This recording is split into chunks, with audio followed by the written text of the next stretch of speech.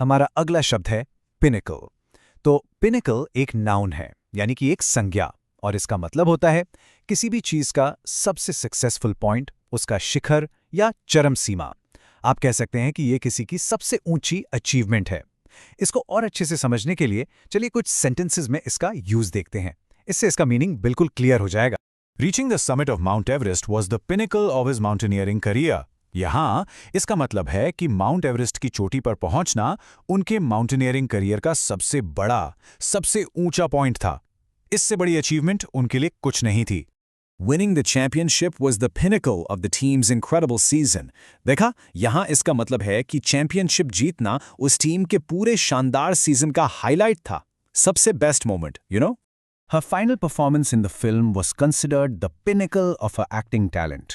मतलब फिल्म में उनका जो आखिरी परफॉर्मेंस था उसे उनके एक्टिंग टैलेंट का शिखर माना गया। इससे बेहतर उन्होंने कभी एक्ट नहीं किया। ओके, अब देखते हैं कि रियल वर्ल्ड में जैसे न्यूज़ या कोट्स में ये शब्द कैसे यूज होता है। यहाँ एक कोट है, true innovation is not a single event but the pinnacle of relentless effort and collaboration. तो इसका मतलब क्या हुआ? मतलब ये है कि सच्चा इनोवेशन अचानक से नहीं होता। ये तो लगातार की गई मेहनत और टीम वर्क का नतीजा होता है, उसका सबसे ऊंचा पॉइंट होता है। So the main point is pinnacle, मतलब द हाईएस्ट पॉइंट। चलिए अब इसके कुछ सिनोनिम्स यानी इससे मिलते जुलते शब्दों को देखते हैं, जैसे कि पीक, समिट, जेनिथ और एपेक्स।